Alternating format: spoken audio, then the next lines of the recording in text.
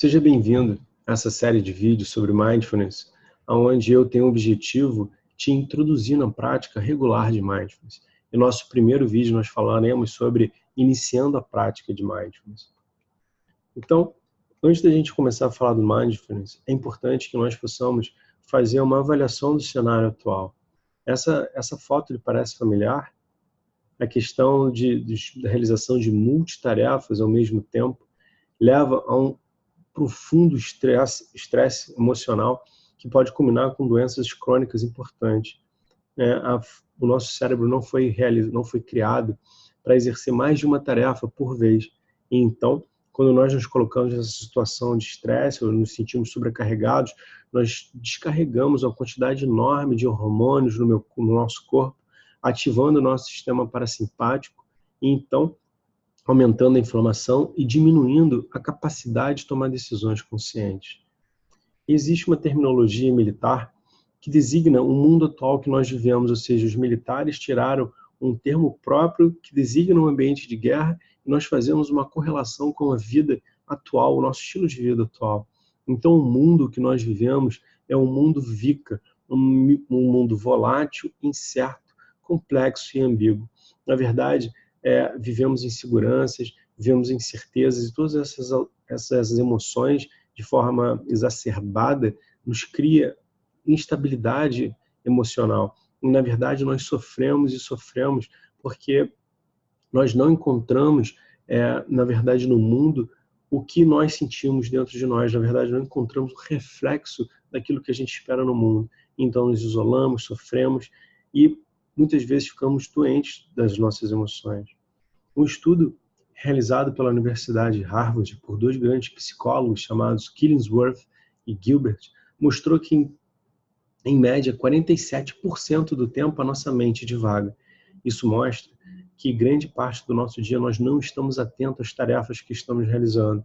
E eles colocam ainda em seus estudos que quanto mais atento, mais felizes estamos. E quanto menos atentos, mais infelizes. E nós realmente, com a questão da multitarefa, não conseguimos sustentar a nossa atenção. E talvez esse seja um grande motivo para explicar a insatisfação ou a infelicidade que vivemos hoje em nossa sociedade. Outro estudo mostra que 70% dos líderes reportam que não são capazes de estar atentos durante as reuniões e que somente 2% eles aguardam algum tipo de tempo ou de prática para que eles possam se tratar. Isso mostra também que mesmo dentro do mundo corporativo, onde são necessárias se tomar grandes decisões, essas pessoas, esses profissionais não estão atentos para tomarem decisões à altura. Mais um estudo da Universidade de Harvard mostra que 96% dos líderes sêniores sentem-se esgotados e 1/3 descreve o esgotamento como extremo. Isso, para mim, significa que nós vivemos uma crise econômica hoje muito importante. Mas anterior à crise econômica, existe uma crise de pessoas. Existem pessoas totalmente insatisfeitas, pessoas infelizes, que são incapazes de tomar decisões. Na verdade, todo esse estresse cria uma alteração neurológica significativa no nosso cérebro, impedindo que nós tenhamos um bom funcionamento. E aí, então, nós teremos uma aula específica para falar sobre neurociência. E no Brasil, 70% da população economicamente ativa está estressada no mundo, está estressada. Nós somos a população economicamente ativa. Eu gostaria de te convidar para que você pudesse refletir o quanto você anda estressado, o quanto você está esquecendo das coisas, o quanto você faz as coisas de forma desatenta. Eu gostaria que você fizesse essa reflexão, para você poder entender, então, o quanto você precisa reorientar a sua vida, ou, na verdade, reeducar os seus hábitos.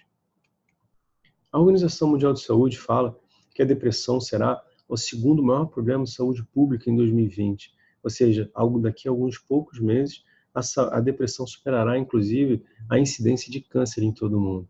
Então, isso aumenta mais ainda a necessidade de estarmos atentos às emoções que nós vivemos. No Brasil, especificamente, a crise econômica aumentou significativamente o número de procuras de consultas psiquiátricas no SUS, porque pessoas totalmente desequilibradas por conta das insatisfações e das incertezas financeiras não sabem como vão cuidar de suas famílias, o que aumenta mais ainda a questão da incidência das doenças psiquiátricas. Mas, dentro de todo esse contexto, o que é Mindfulness? E como Mindfulness pode nos ajudar? Mindfulness, dentro de uma definição bem clássica, é estar atento ao presente momento de forma intencional, sem julgamento, sem críticas, com uma postura de curiosidade, abertura e gentileza, independente do que você esteja vivendo na sua vida. Coisas boas, coisas ruins.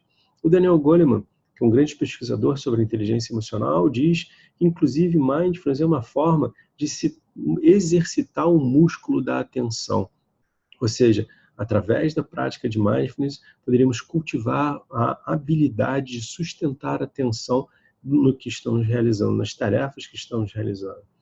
De forma mais simples, temos Mindfulness como uma forma de estar atento, né, ou então o que está acontecendo no presente momento, tanto na nossa mente, no nosso corpo, ou quanto no ambiente externo, como atitude de curiosidade e gentileza. A curiosidade, ela surge como um grande antídoto contra a prepotência, porque essa necessidade de estar olhando sempre novo, e no Mindfulness nós chamamos de olhar do amante, ela surge como essa sensação, a necessidade de olhar tudo como pela primeira vez.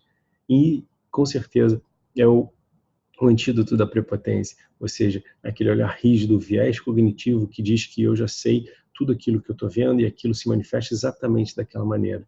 E o olhar do amante é simplesmente a gente olhar de uma forma diferente. E isso, no nosso cérebro, começa a produzir uma nova forma de enxergar as coisas. Isso produz plasticidade neuronal. Outro assunto que eu vou abordar na aula mais para frente. E a gentileza surge também como um componente essencial para a prática de Mindfulness. É importante se cultivar a gentileza para com a nossa experiência, com toda a história de vida que nós temos, ou vivemos até esse momento. É importante dizer que o Mindfulness surge no budismo, né? Há relatos que essa prática já vinha sendo descrita há mais de 2.500 anos, mas, em 1979, na Universidade Harvard Medical School, Jon Kabat-Zinn, um biólogo, professor emérito da universidade, cria uma forma de Mindfulness totalmente laica, ou seja, desprovida de qualquer componente religioso. Então, surge em 1979 o MBSR, o Mindfulness baseado para relaxamento de estresse. E é uma forma, então, totalmente científica de apresentar essa prática. E o que a gente fala sobre Mindfulness? Como é meditar? Muita gente acha que meditar é não pensar em nada, simplesmente esvaziar a cabeça. E isso não é certo. Mindfulness, basicamente, é quando nós estamos atentos, nós decidimos colocar a nossa atenção sobre alguma coisa, sobre um livro, sobre um filme, sobre qualquer coisa, a nossa mente se distrai.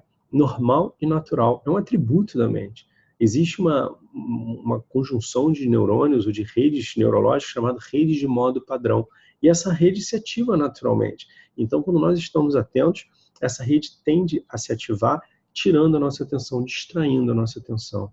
Quantas vezes você está lendo um livro e percebe que você continua lendo sem atenção e você precisa voltar no parágrafo anterior para continuar a sua leitura, para que você tenha um melhor entendimento? E é basicamente isso. Isso acontece naturalmente. Então, a partir do momento que a sua atenção distraiu, você tem a capacidade de perceber a distração. E quando nós percebemos a distração, temos a capacidade de reorientar a nossa atenção intencionalmente à atividade que estamos realizando. Então, Mindfulness basicamente é quando estamos atentos, a nossa mente distrai, normal e natural. E aí, então, percebemos essa distração. E aí podemos reorientar a nossa atenção. Quanto mais praticamos, mais rapidamente temos a capacidade de perceber a distração e, então, reorientar a nossa atenção. E quanto mais rápido eu percebo a distração e reoriento a minha atenção, mais a sensação eu tenho de foco continuado. Ok? Mas não é só isso. É importante que antes de cada meditação se crie uma intenção para meditar. Ou seja, eu, por exemplo, quando eu me sento para meditar, eu crio a intenção de que todos os seres sejam beneficiados pela minha prática. Logo em seguida, eu abandono a minha intenção e focalizo na âncora que eu desejo, ou seja, na prática que eu estou realizando. E no meio da reunião, mas no meio da minha meditação, eu novamente me recordo dessa intenção, para que eu possa continuar sustentando a minha prática. E ao final da minha prática, eu novamente me recordo da intenção, para que essa intenção me mova, me motiva a me sentar para meditar novamente. Então é muito importante que você crie a sua própria intenção, o que você deseja com a prática meditativa, para que isso fique bem claro para você, ok? Outra coisa muito importante, quando nós estamos meditando, nós saímos das distrações mentais, do julgamento e da autocrítica, que são dois componentes muito importantes que colaboram com o sofrimento humano, ok? Uma outra coisa que eu acho que eu deveria informar você é que nesse processo de reorientar a atenção, nós treinamos uma questão chamada inibição intencional. A inibição intencional simplesmente é a capacidade de perceber os nossos hábitos que nos causam mal, os nossos hábitos deletérios, e poder interferir de forma consciente, ou seja, eu poder interceder impedindo que esses hábitos se propaguem, se continuem. Então eu percebo que eu tenho um mau hábito, tomo consciência e é como se eu tivesse um freio dentro do meu cérebro para que esse hábito não se perpetue. E a partir disso, então, eu vou mudando o meu cérebro, eu vou criando plasticidade neuronal, novos caminhos e novos hábitos mais saudáveis. Nesse slide, eu gostaria de mostrar para você que existem basicamente 3 redes neurológicas envolvidas nesse processo que eu acabei de explicar. Então, nessa figura, nós temos o predomínio da nossa rede executiva, que é basicamente o nosso córtex pré-frontal. Quando nós estamos com a rede executiva ativa, nós estamos focados no que nós estamos fazendo, nós estamos atentos. Mas, como eu falei, a nossa atenção divaga. E aí, então, existe a ativação da rede de modo padrão. Logo em seguida, a percepção da distração. E nós ativamos o que a gente chama da rede de saliência. E aí, então, depois da ativação da rede de saliência, nós podemos reorientar a nossa atenção novamente para o foco que nós estávamos, nossa leitura, um filme. Então, basicamente, a nossa mente está focada, ela é rede executiva, distrai, rede de modo padrão, percebe a distração, rede de saliência, então reorientamos a nossa atenção novamente. E meditadores, eles têm, através de vários estudos realizados pela ciência, meditadores têm grande conexão entre rede de modo padrão e a rede executiva central. Só que é importante dizer para vocês que elas são antagônicas, ou seja, quando eu estou com a minha rede executiva central ativa, ou seja, quando eu estou atento a alguma coisa, eu não tenho a ativação da minha rede de modo padrão. E o inverso é verdadeiro também.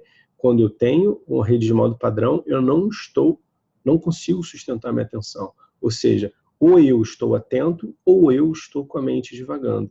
E acontece que quanto mais praticamos mindfulness, mais fortaleço a minha rede executiva central, podendo então sustentar a minha prática de atenção, produzindo efeito de foco continuado. E quando ainda falamos de mindfulness, é importante falarmos sobre 2 componentes, a atenção e a meta-atenção. A atenção é simplesmente intencionalmente direcionar a atenção para o objeto, de forma intencional, ok? Ou seja, eu escolho onde eu quero colocar a minha atenção. A meta-atenção é uma característica muito importante, vem sendo muito estudada ultimamente. É a capacidade do meu cérebro de prestar atenção na atenção.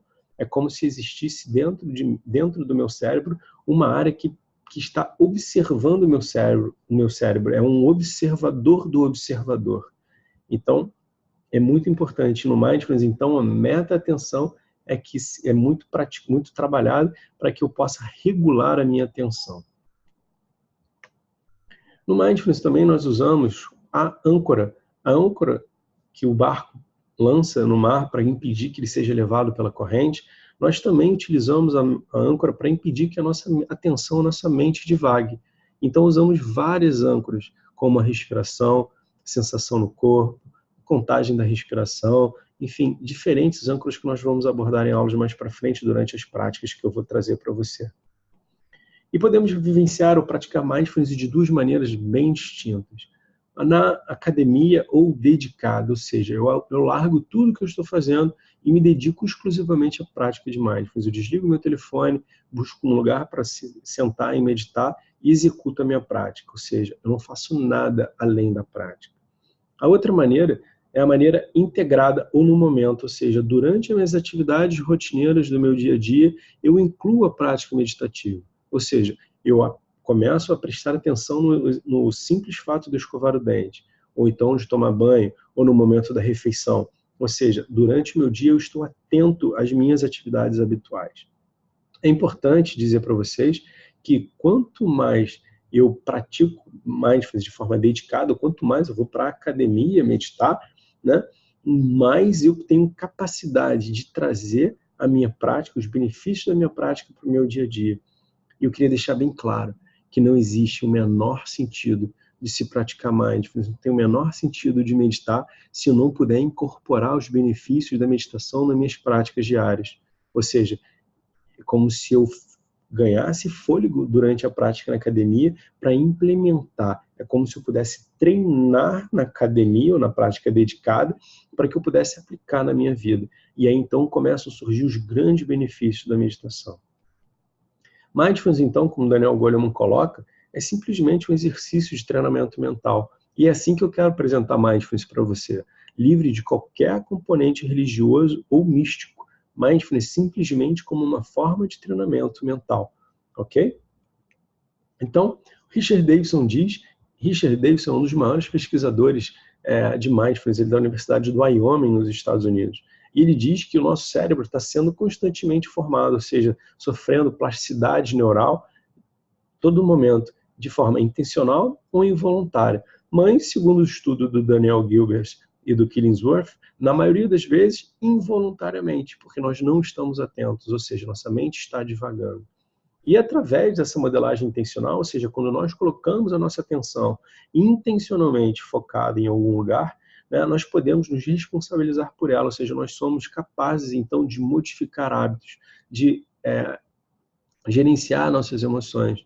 Nós somos capazes de modificar intencionalmente o nosso cérebro, impactando positivamente na nossa saúde, criando hábitos saudáveis, né, e eliminando cada vez mais hábitos que nos fazem mal, hábitos deletérios.